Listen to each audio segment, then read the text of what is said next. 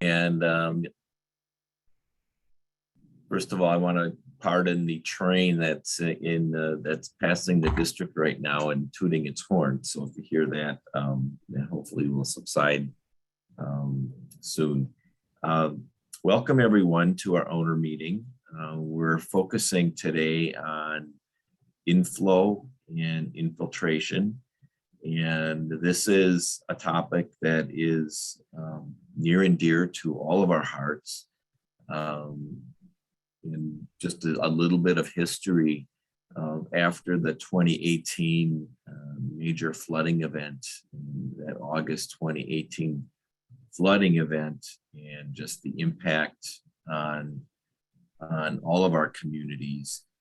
We had a series of owner meetings after the first of the year in 2019 to look at what would be some priorities and things the district should be looking at. And one of the things that owners identified was looking at resiliency and how do we handle peak flow events and major storms and handle climate change, which allowed us to come out of that meeting with the commission establishing a path forward for the development of an inflow and infiltration program, a program that would involve owner communities in the development of this program along the way. And we have placed Jen Hurlebus, our collection system engineer, in charge of this program. And she's been leading a study effort on inflow and infiltration. And today she'll provide a little context of what I&I is, for those of you somewhat new to the concept and how it happens, and a progress report on where we are going. And we also will be having some of our owners also share some of their personal stories, success stories, and working with how to tackle inflow and infiltration. And so with that, I will turn it over to Jen to take it from here. Welcome everybody, and go ahead, Jen. Thanks, Michael. Get the screen going here.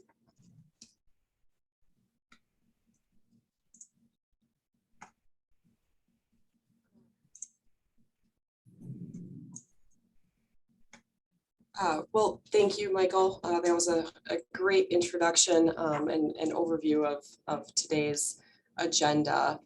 So I will just jump right on in. As Michael mentioned, the August 2018 storm event was a reminder as how vulnerable our infrastructure is to extreme weather. We are all impacted by inflow and infiltration. And these pictures are only a few examples of how that event stressed and in some areas exceeded the capacity limits of the sewers and the treatment plant.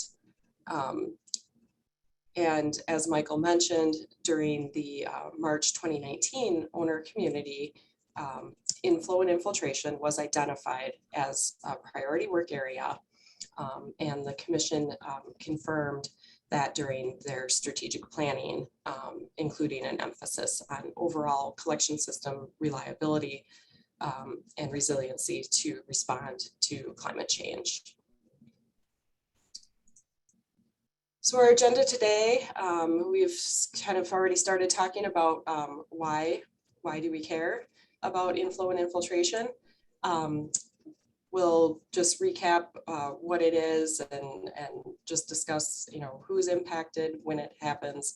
But the main focus will be on kind of what are we doing to work on this program and where are we going from here.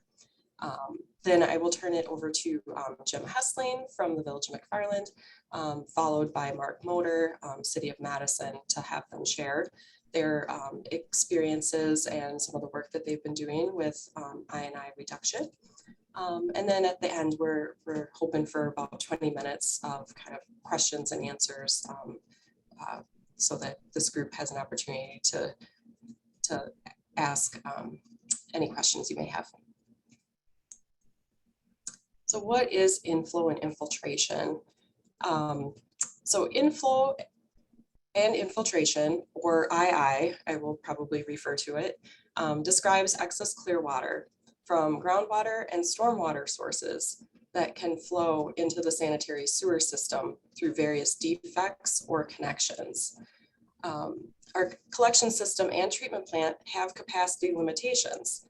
So inflow and infiltration, especially during those significant storm events, can overload the system, as we saw in some of those pictures in the initial slide. And that can result in either sewer backups into homes and buildings, or potentially sewer overflows into rivers or lakes. This figure shows that there are many sources of inflow and infiltration. The text in green are inflow sources, or typically rainfalls or the stormwater sources that could get into the sanitary sewer systems. Roof drains, sump pumps, they should not be directly connected to the sanitary system. Lateral cleanouts with plastic caps may have been damaged and are cracked or missing, and that causes direct inflow. The blue text shows infiltration sources. So those are more of the defects that would allow groundwater into the system. Those would be maybe a crack in the pipe or deterioration in the manhole. Inflow and infiltration is a shared issue between the district, local communities, and property owners, since we all own parts of the collection system. Homeowners are responsible for maintaining their sewer service laterals. The local communities maintain the sanitary sewer pipes that connect to district interceptors that convey the wastewater to the treatment plant. There are just that many more potential locations for I&I to get into the system along more miles of pipe. When we're looking at reducing II, we have to look at the entire collection system, which includes the local mains and private laterals. The district cannot do this alone. Involvement of our owner communities is key to overall I&I reduction. And considering the most miles of pipe are private sewer laterals, we will need to start working on reducing I&I from private property. So this figure shows the estimated laterals that are over 70 years old based on the housing inventory in Dane County. Industry guidance varies regarding the useful life of a sewer pipe, but it is not uncommon to assume 75 years for purposes of planning replacements of such infrastructure. As time passes, the I&I risk associated with laterals will increase. The pipes just simply don't get better. Laterals are often neglected as long as they convey wastewater. They can be convenient conduits for relieving property drainage issues. Most notably would be a sump pump that would be directly connected instead of causing maybe a stormwater flooding issue in the homeowner's yard. If the lateral is repaired by owners, it may not be fixed comprehensively. And those repairs can be costly, especially for portions of the lateral that is located under the streets.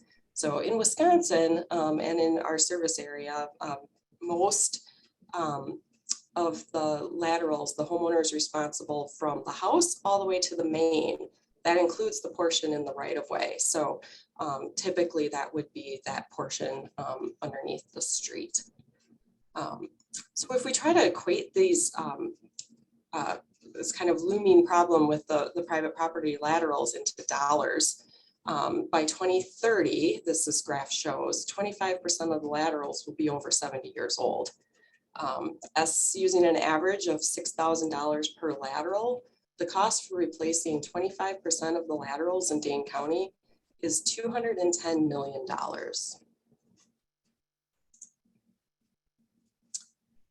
So we've already talked a little bit about when this is occurring, but I wanted to give some examples to kind of differentiate between what we see from inflow versus infiltration in our system. So these couple of examples are more inflow type of responses. So the top is showing, the picture showing basically that the capacity of the sewer was completely reached max to the level that the wastewater actually came up and out of that, that manhole.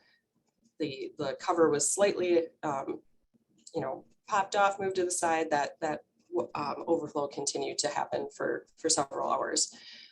So the graph, the flow graph, is showing that kind of the average daily flow is moving along. We had that large inflow source. It's a high peaking factor. The flow increases very sharply. And then it actually, once that capacity, that source kind of stops. So this would maybe be like stormwater flooding. Once you finally drained what the ponded water is from wherever it's getting in, then you no longer have that source occurring. So then the water recedes very quickly. The bottom example is one that it's definitely got a sharp initial inflow when that dry tributary creek area then has so much water that it's now full of water, overtopping the top of the manhole. But then because that type of flooding is more widespread, it's going to take longer for it to recede. And so you'll see the flow stays somewhat elevated for a longer period of time. And we definitely see this, especially with areas near the lakes as well, that those high lake levels after that August 2018 event maintained higher flows, even all the way down to the treatment plant for several months. And then a simple example, I included a picture of an older style of manhole cover. We sometimes refer to them as an open pick hole, but it's also where there used to be a lift pin, but now the lift pin is missing. So you have a 1.5 inch diameter hole that if you have even just 2 inches of ponded water over the top of that manhole, that one little hole, it can result in 11 gallons per minute of clear water into the sanitary sewer system. So if you can imagine multiple of those types of covers along a street, that's a lot of water that is just directly an inflow source into the sanitary. We also have infiltration occurring daily. So the picture on the left shows groundwater leaking in at a pipe joint. And the top right is a picture is an example of a lateral connection that wasn't installed properly, and groundwater is actually gushing around the outside of that pipe directly into the sanitary sewer system. There isn't even any sanitary flow coming through the pipe at this time when this video was taken. So there really is no one-fits-all approach or easy fix for inflow and infiltration. Many sources, as we've been discussing, that can cause I&I to get into the sanitary sewer system. So it's a complicated and a widespread issue. There's multiple owners of the system between private property, the local municipalities, and the district. So collaboration to work on this problem is needed. It will take time, and there's costs associated with making these repairs. But we also, as we'll get into, the intent is that we're deferring capital costs to increase more conveyance and treatment just for this excess clear water. So reducing inflow and infiltration into our shared sewer system is the right thing to do. I&I reduction can help mitigate sewer backups and overflows, prevent the unnecessary conveyance and treatment of groundwater and stormwater, and delay the construction of costly capital projects to increase capacity in the district's system. This initial program vision and timeline was presented at the November 2019 owner community meeting. Keep in mind, this is a long-term program. So years 1 to 5, we're listing out work required to implement the program. Starting in year 6, we transition into annual work tasks and continued evaluation of the program. So work that we have completed to date, in May of 2019, we had identified I&I work as a top priority. By September of that year, the district hired a consultant to help us develop an I&I reduction program plan. At the December owner community meeting, I asked for volunteers, and 6 community members stepped up, and we formed an advisory committee in January of 2020. We met 5 times throughout 2020 and worked on program framework. The consultant completed the I&I reduction program plan in March of 2021. A study session was held with the commission in April, and the commission accepted that program plan and implementation schedule. And then in 2021, we've continued to meet with the advisory committee 5 more times, providing feedback as we were preparing for the implementation of the program. So our direction for the program framework, and our goal for this program is to maintain the flow standards defined by the district sewer use ordinance. The district has a peak flow standard in our sewer use ordinance already, but we really don't enforce it right now. So to make meaningful progress on I&I reduction, we are establishing this program to help us enforce our standards. And we're planning to give time to our communities to plan and prepare for this implementation of the program. So our first step with the advisory committee was reviewing a wide range of program options or case studies. All of the programs are based on 3 elements that work together to support each other. As we started discussing different options among the different types of programs to address education, technical, and financial elements, our framework started to take shape. So if we start with the technical components, our sewer use ordinance will be updated to establish the program and further define the metrics used to determine compliance. So as I mentioned, the metric that we already have is excess II is defined as peak hourly flow that exceeds 4 times the average daily flow. The plan actually recommends keeping that metric, but then also adding a 24-hour volume metric. So in order to determine if an exceedance of the metric has occurred, the district plans to do flow monitoring in areas identified as having high II. That will be done for a 6-month period, typically April through October annually. And those locations are going to move from year to year. If an exceedance is measured, a community will be notified and required to develop a work plan. That community will be given 5 years to complete investigation, design, and construction of projects to reduce II. After that period is completed, the district will perform flow monitoring in the same area again to verify if that area is now in compliance. If it's still out of compliance, a new work plan will be required. So regarding the financial components of the program, the district will incur the costs of overall administration of the program, and the largest portion of that is the flow monitoring. A work plan value will be provided to communities to aid them in budgeting for the projects, but the district will not be creating a large fund to pay for I&I reduction projects.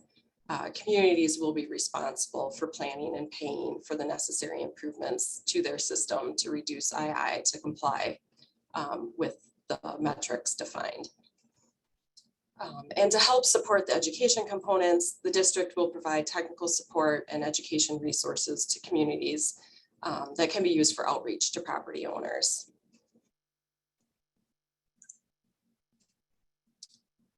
The district's hydraulic model was updated and calibrated, and then was run using a rainfall event that generates a 10-year flow recurrence interval at the treatment plant. We're using this as kind of a design storm in order to run various scenarios to understand kind of how the system responds under existing conditions and future conditions, and with I&I getting worse. So this graph is the results of the first scenario, just kind of an analysis of our existing conditions using this flow recurrence design storm. So this analysis is for peaking factor of the areas that are tributary to each of the district's 18 pumping stations.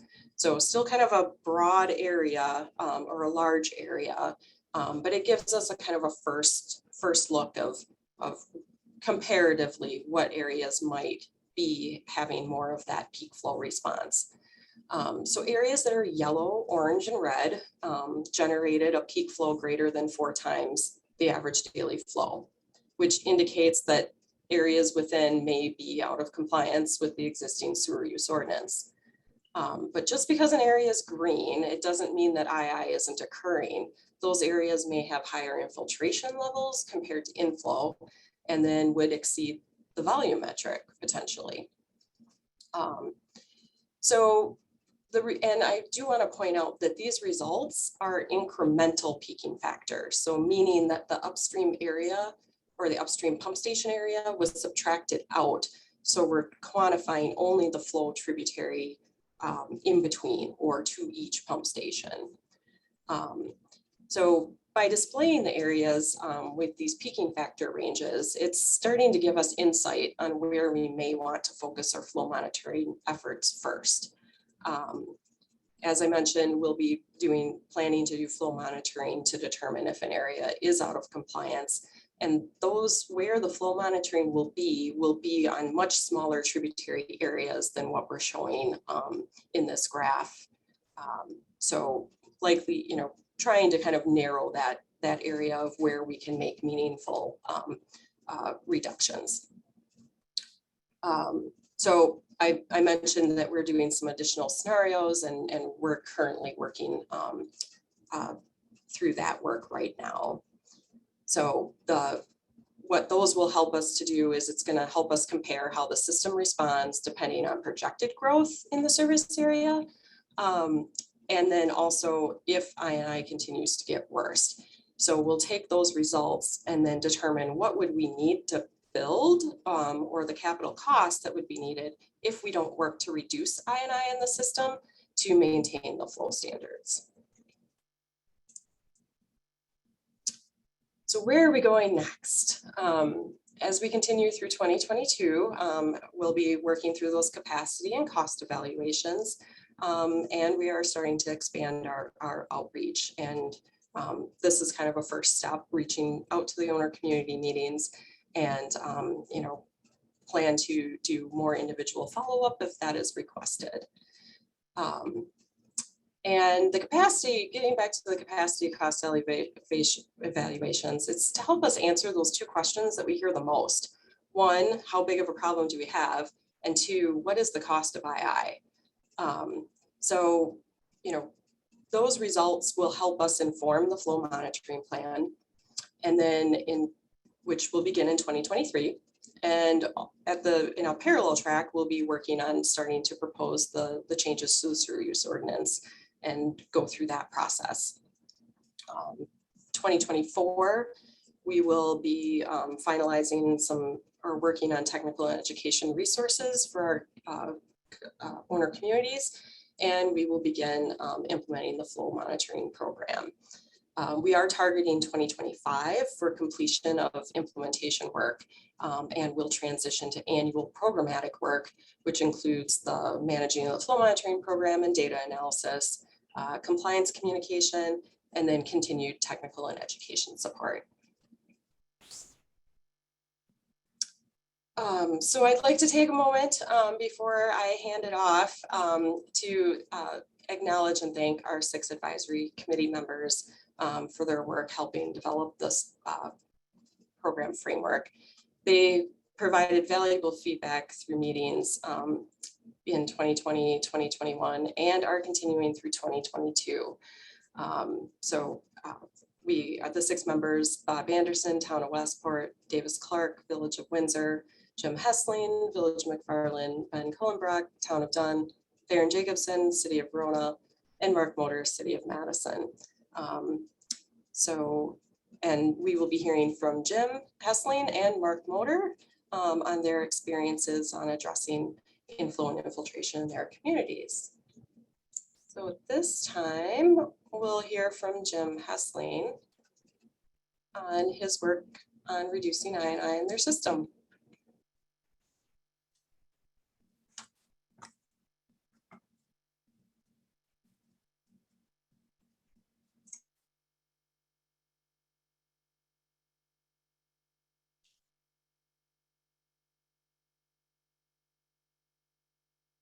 Hi, Jen.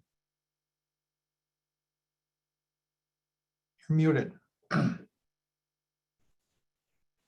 right. Well, first of all, I'd like to say thank you for letting me participate in the committee and at this owner's presentation meeting. I don't have a whole lot to add to what Jen said. I just wanted to go over a few things that we do here in the Village of McFarland to help with I&I. Jen, could you bring up that graph on the cost versus the break-even days?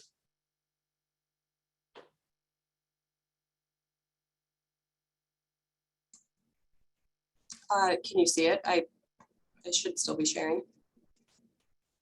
Okay, I see it at the top of the screen. It's small. I'm not sure what to do there. Oh, Full for us, at least for me. Okay. So with this chart put together is we are on a 3-year rotation here for our cleaning and televising of our sanitary sewer system. We've had really good luck with that. We hired a new company. We put out a 3-year contract. We hired a new company this year that came in, and with the reports that they have given us, there was a lot of broken pipes, some bad manhole joints, things like that, that we told them to go ahead and fix. Well, in the meantime, budgets are tight, like everybody knows. So we put a little chart together of what our payback is for having a leak fixed. And the chart that's up there, if we have a what we figure a leak of 5 gallons per minute coming in, that's going to take us about 750 days to pay for itself.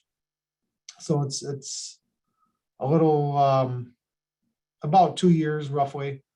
That'll pay for itself, which in the long run will help. Now we've had some other leaks in there.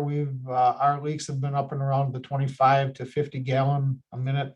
We had one that we thought it was about 100 gallons a minute. That pays for itself in approximately 30 days. The reason we went ahead and did this work, even though it was not budgeted, is it saves us Madison Met charges on the quarterly billing. Plus, it also saves us pumping costs at each one of our lift stations, and it helps increase our capacity for our customers. So whenever we go out and have everything televised, if we do see an issue, it's brought to us right away. We look at the video, we make a determination, and 9 out of 10 times we have it fixed right on the spot. So they will come in and do some spot repair. They'll line them all up and do them all within a week or two of once they find them, and we've had very good luck with it. In the long run, we believe it builds a better system for us. It's better for our customers, helps keep the rates down, and it's just a good practice to have. That's about all I have on this topic. It was the I&I committee did a lot of work there, and I think we're going to have a good product in the future. Does anybody have any questions?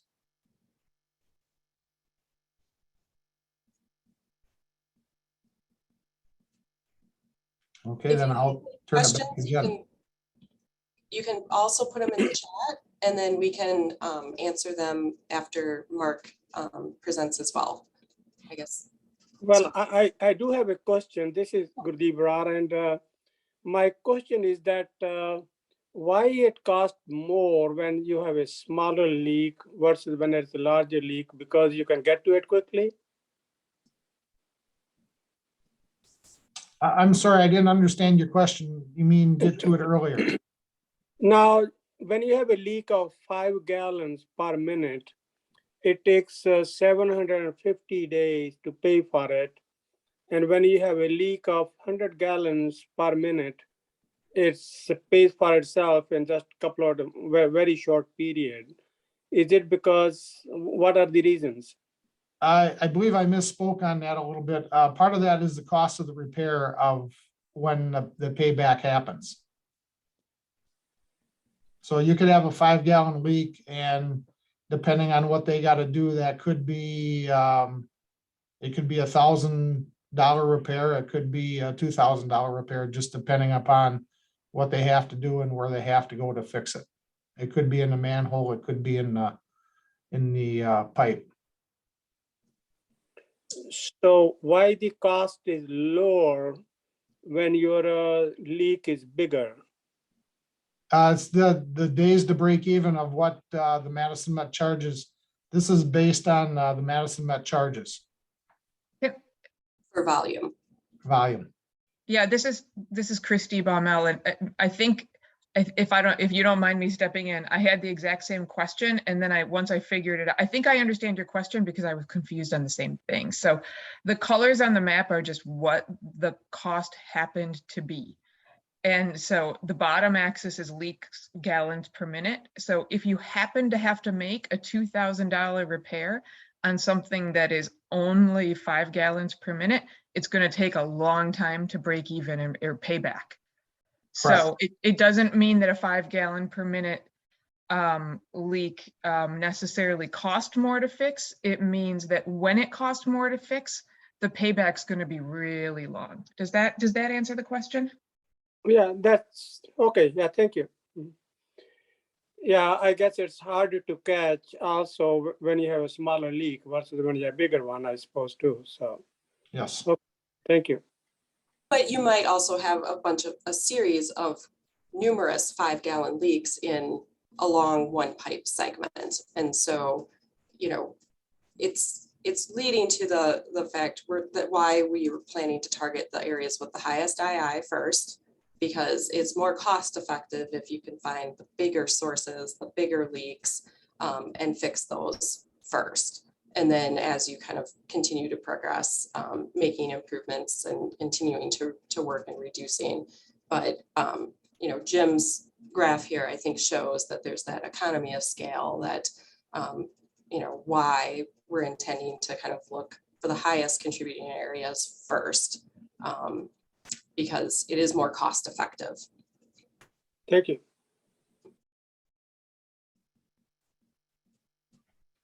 Any other questions before I hand it off to Mark Motor?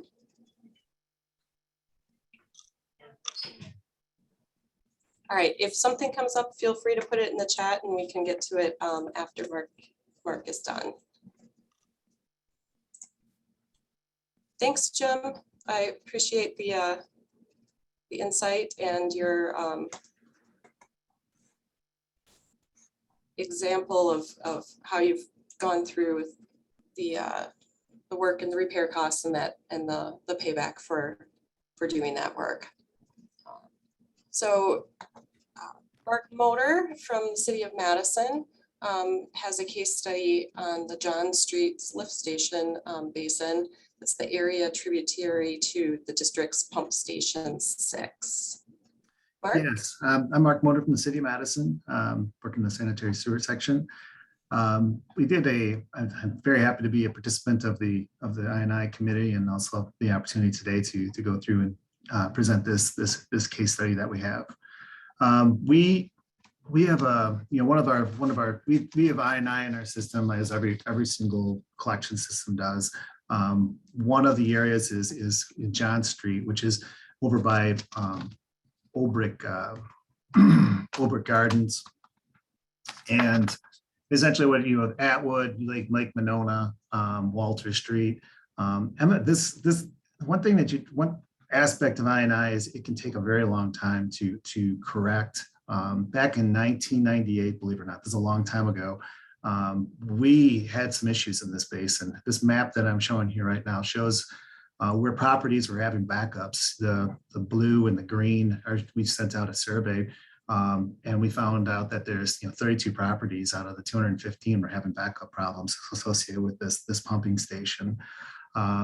MOC, you brought to our attention, hey, we've got some issues in this area. We believe it's, we realized that it was related to capacity concerns within the system. We also knew that there's a lot of I&I in the system, just in terms of where we're located, real close to Lake Monona. A lot of issues in terms of groundwater.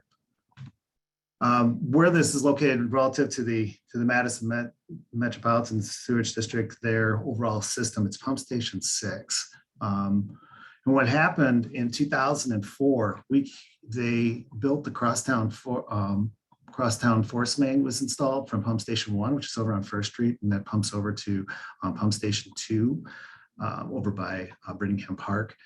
And what ended up happening after they switched it over is we saw backups drop tremendously, and we believe that we were somewhat in the clear.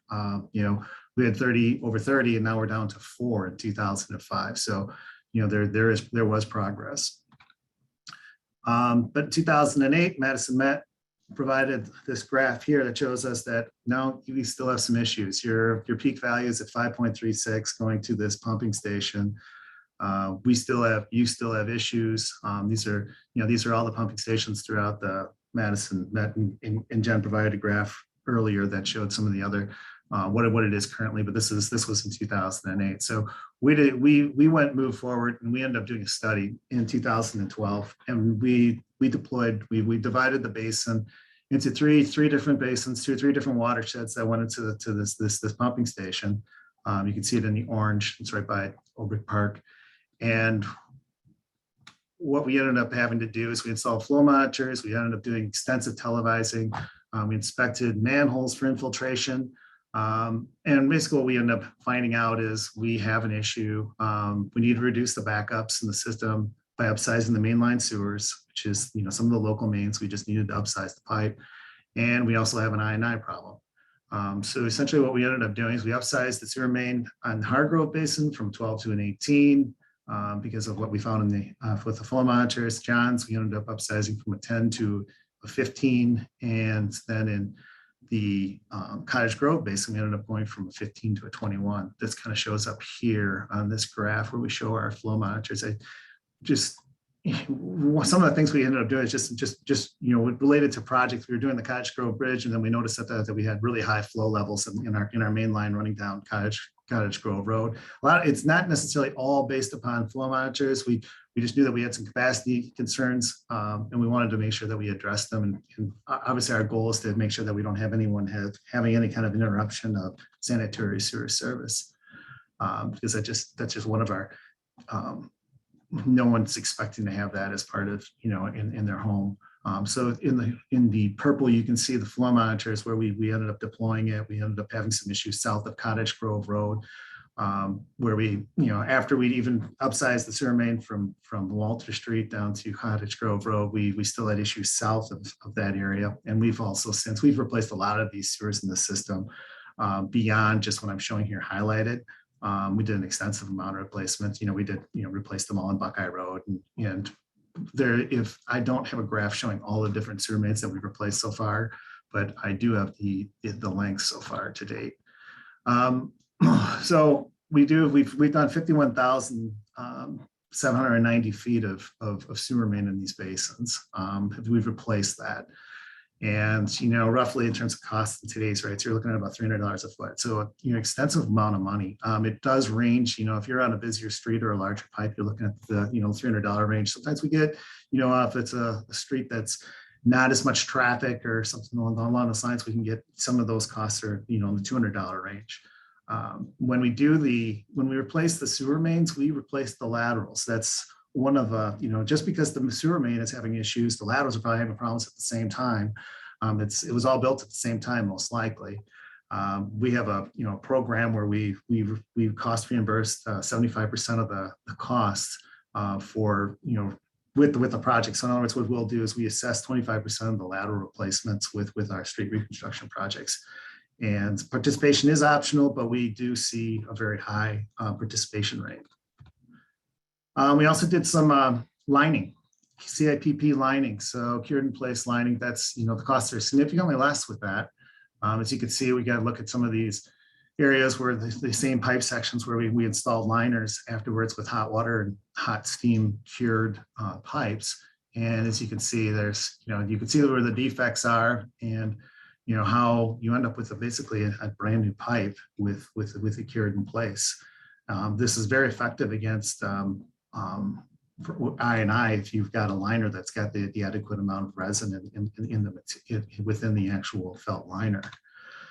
So, all right, so what are the problems with CFPP? Everyone, if you say that you're doing CFPP, why don't you do that? It's a lot cheaper than doing the replacing all these sewer mains. Well, you can't upsize the sewer main when you do lining. And the other problem with it is laterals are not replaced when you do the line. We don't. If you can, it's very expensive to line laterals. The city of Madison, we do not do that. It is popular to do it over in the city of Milwaukee.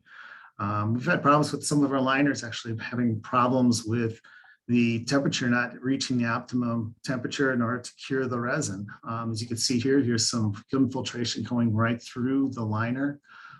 So that's another issue. So we're trying to correct CIPP. We were trying to correct the I&I, and here we're still getting some water coming through it. Yes, there's a reduction of it, but we want to eliminate it. We don't want to have problems like this. Once you put a liner in, it's very difficult to remove the liner. So in 2021, something that we've looked at a new technology. We are now switched over to UV cure. So in other words, we're not worried about the temperature. We're now just worried about light. So everything is pulled through with a train of lights rather than, what you end up doing is you expand your liner and you pull a train of lights through, and that cures the liner. It's more expensive, but there's no infiltration with it. We like the product a lot. And it's just something that we've decided to make the switch. We've had issues with the CIPP liners. The different contractors don't want to do the hot water cure because it's just you have to build scaffolding in order to get the pressures right, and the steam cure. The pre-treatment has not worked out well for us, so that's the reason why we switched over to UV. So the strategy for this basin is we wanted to make sure that we had enough capacity in all of our sewer mains to handle any flow that reached it, because our number one priority is eliminating backups. We replaced laterals and we replaced the main. We eliminated inactive lateral connections as well when we replaced the main. Lots of our sewer mains from the old, like the 50s, would have a sewer lateral connection like every 3 feet. We replaced, rather than having water coming through those inactive laterals, we just eliminate them. We do that with both the CIPP and with sewer main replacement. And then sewer, we also see PP lines that are not scheduled for reconstruction or don't need to be upsized. Then it makes sense to do the lining. We eliminated ponding in streets with stormwater improvements. Obviously, the flooding and the infiltration into the sewer, they generally correlate, especially if we talk about those pin castings that Jen was talking about earlier. And then another aspect that we're doing is we installed backwater valves into our these are flow preventing backflow preventer devices that we install with either with our reconstruction projects or also in people's basements. And then we eliminate sump and roof connections to sanitary with home inspection. So there's a backwater valve right there that we've got shown here, and it basically just allows flow to leave the house and not come back into it. So what are the results for our rehab work? Well, pretty good. I mean, we still look at the lift stations every single year in terms of flow monitoring, and our peaks have dropped significantly. We were at that 5.6 before, and now we're, in 2018, during the big storm, we were at 1.9. So our cost, spending the money has worked out for us. It has been costly, and it has taken us a number of years, but we are seeing some positive trends. Here's what we had in 2020. We're still seeing spikes, but we're still within the what our peak range. We're only 2.5 times or 2.4 times what we're at during our normal peak. The average flow that runs to that pumping station is only being, only double. It's only going 2.5 times, which is well designed, well within design standards. And what's encouraging here is even during the big rain event in 2020, 2.17 inches of rain, we didn't see that big of a, an uprise. It went from 1.49 at the pumping station. So we are seeing some encouraging results. And then in 2021, we're still at 1.27. So everything is even during the rain events, you're not seeing huge spikes. So it may be because of the groundwater wasn't as high, but we are encouraged by what we're seeing. So what other things have we done? We do this in our basin. Some other technologies that we look at is lining laterals. This is our lining sewer main manholes. This is a manhole that we've got a lining system inside of this pink one, and then it's an effective strategy. The only issue I have with that is it's better if you can prevent the water from getting into the manhole than on the interior. This is expensive to do these lining of lining of mains. It's about $200 a vertical foot. Whereas you can wrap joints on the outside of the manhole when you install a new manhole for around $500 a manhole. So there's definitely a cost savings there.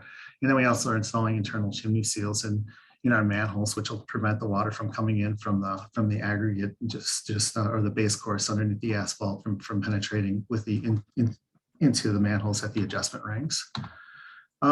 The last technology that we've been doing is Mr. Manhole is a technology where we cut out the pin castings and we swap out the manholes, and it's worked out. We don't do an extensive amount of it.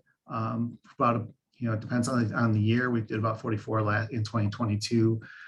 So far in 24 and 2021. It's an interesting process where we can upgrade a manhole, which we know is problematic for infiltration if we're not replacing the main. And that is when you start looking at these last two technologies that we have. That's about all I've got. I've got, just in terms of what we've got for our system, we have 799 miles of sewer main, which is about 4.2 million feet of laterals. Right now, 22 million gallons go to the plant daily, and we are averaging less than 25 backups per year since 2014 citywide. So we're doing great as far as that's concerned. I don't know if there's any questions people have regarding this case study. Mark, There's one in the chat. Sure. What UV liner product and contractor has Madison used? Are the laterals lined too, or just the sewer main? We only line the sewer main right now. We have not. I do not know if the UV liners are doing laterals yet or not. There's like a top hat, which is something that'll go a few feet up a lateral. We have not done. We've done that, but we've not done up to where people generally you have to install a clean out, which is a vertical stack pipe in someone's yard, and then they line the lateral. We have not gone into that. That's something that other communities have done, and it's very effective. And it may be something that we have to look at going forward, but it's not something that we do right now. Right. And then what UV liner product and contractor do you use? What UV line, excuse me? What UV liner product and contractor are you using? Oh, we've used two bidder. We've used two contractors so far. We used Michaels and we used Infiltration. Infiltration is just learning the technologies. They do it. That's a bigger company, but they don't. The local contractor that particular that contract did not end well for us so far. We had to terminate that contract, but I think that they'll be fine going forward. It's just a new kind of what I would advise people to doing is make sure that your contractor, even if it is a larger firm, has a lot of lengths of pipe that they've done, because the product in the end is far superior. It's just a matter of you don't want to end up being subject to a learning curve with the contractor embracing a new technology. Great, thank you. Mayor Brar, you have your hand raised. yeah, Mark, I have two questions. Number one is that do you see by using ultraviolet UV lights, your cost is coming down with time? And number two is like you're changing your pins. Do you share these technologies with other municipalities as well so that they can do it too? Thank you. As far as the cost, it is more expensive. It's 50% more, generally, but we have not, what's nice about is we haven't had to revisit these. You know, this isn't, you know, if we put it in a wet area, we're not having to go back and say, okay, what we're gonna do with this liner, it's not working for us. And that it's very difficult. I don't know if other municipalities have had this, but to get a lining contractor to rehabilitate their lines. A lot of times they'll just want to put another liner inside of it. As you keep doing that, you're getting less and less capacity because it's getting smaller and smaller. The UV liners, one other aspect that's really great about them is they're super thin in comparison to the to the conventional felt liners. Now, as far as our specifications, you're more than welcome to have our specifications. We are more than happy to share those. Thank you. Michael? Yes, I have a question for Jim and Mark, maybe starting with Jim. But these programs, they're big and they can seem overwhelming, but what's a good place for other communities to start? What would you recommend a good place to start their development of an I&I program? Well, this is Jim. I would say with your cleaning and televising program, that if you have a leak, put a chart together to see what that leak is actually costing you in the long run, because that leak technically could go on forever if you don't do anything. And in our case, where we're close to the lake, we get a lot of groundwater in the area. But I think for a community starting out, rate your leak, figure out what that cost is going to be, figure out what your payback is going to be with having it spot lined or the manhole sealed, whatever it takes to get the leak stopped, and then go from there. And I think over time, you will see a cost savings. And I'm kind of guessing that's probably what Madison does too with the photo they showed of the sealing up the manhole.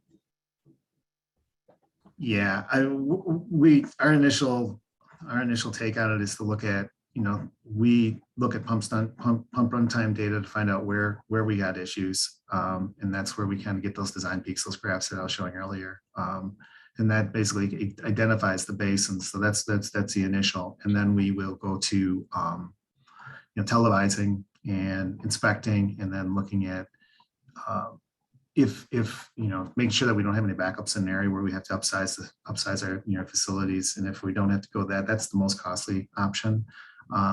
If we can get by with lining, that's a preferred option. It's just because it's significant savings for doing it. But in terms of, you know, everyone wants to find the golden ticket in terms of which house has got the roof drain that's causing one problem. It's not usually just one place. It's usually multiple locations. And we have not, you know, in terms of, we try to get inspections and identify those sump pump connections in the roof drains, but we have not, you know, in terms of, you know, penalizing our customers, we have not, you know, we don't have enforcement on that right now. And that's something that we may need going forward, but that's not something that we have right now. Yes, and as far as our spot repairs, I believe we did something like 34 of them last year. We had quite a bit. We have about 40 miles of sewer, and that was a significant charge, but we are confident that we are saving money in the long run by taking care of those non-budgeted items. Great, thank you for those questions, Michael and Mark and Jim, for your responses. Other questions from our participants?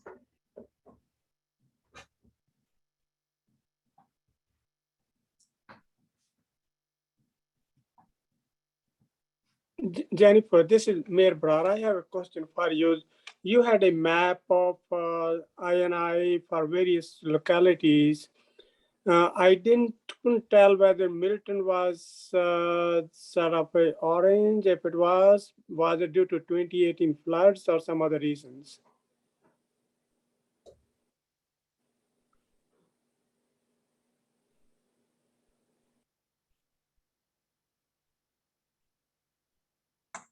Okay, I'm gonna pop back to the graph here if I can flip to that quickly here.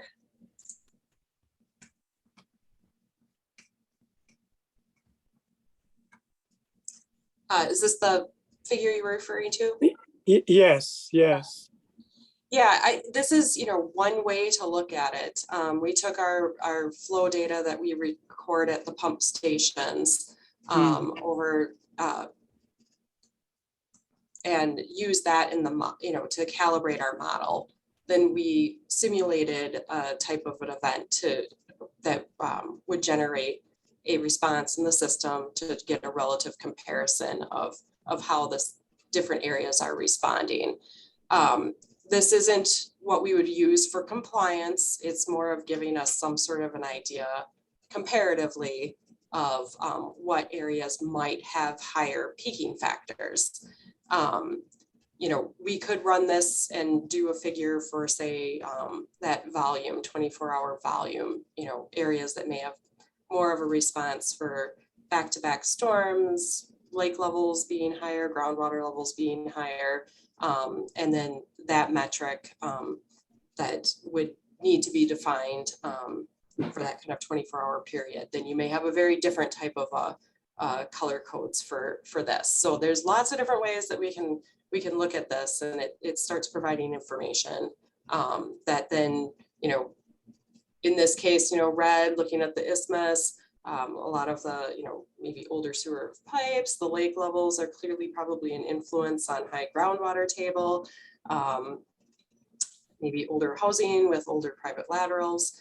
And so, it's an area that we'd probably say, okay, we would probably want to do a little more flow monitoring and really get a sense of what is going on in this area. Similar to, Mark's example with the Pump Station 6 service area, where it was kind of that phased approach of trying to identify where you should really be targeting your efforts. So again, kind of a first broad brush just gives us some insight. Does that answer your question? Yeah, it does. I think when I look closely, the city of Milton actually looks pretty good. So that was the town which was orange. Yeah, so I think we are in good shape. Thank you.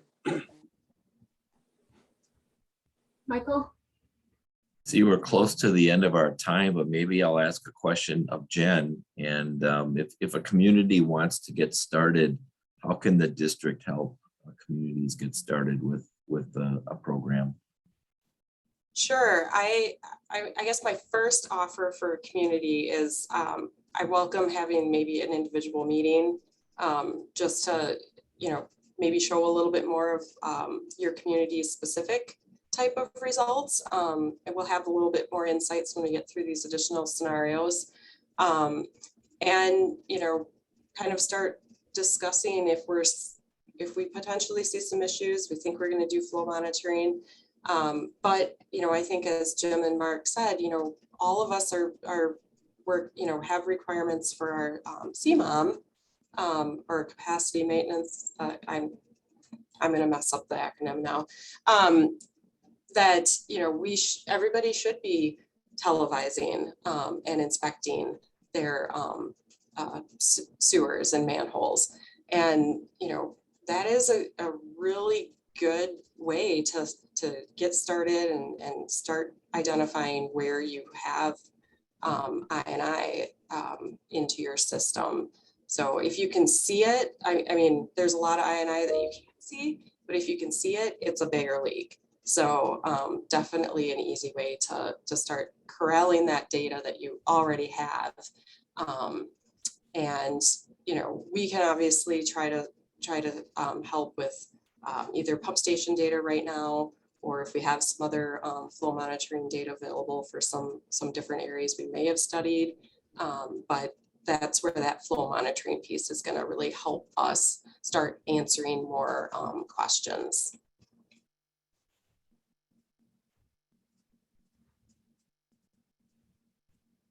Excellent. Thank you, Jen. And we are at time. So if anyone else has questions, you're absolutely welcome to reach out to Jen. And like she said, there's an open invitation to connect and talk about I&I in your community. This video or this meeting this morning was recorded and it will be sent out via email here in the next couple days, but certainly please, we're here for you if you have questions, and we look forward to continuing to move the I&I program forward. So thank you everyone for being here this morning. Michael and Jen, anything else you want to throw in as we close up? No, just thank you for participating, and we're here to help. Just call us and we'll work with you on your issues.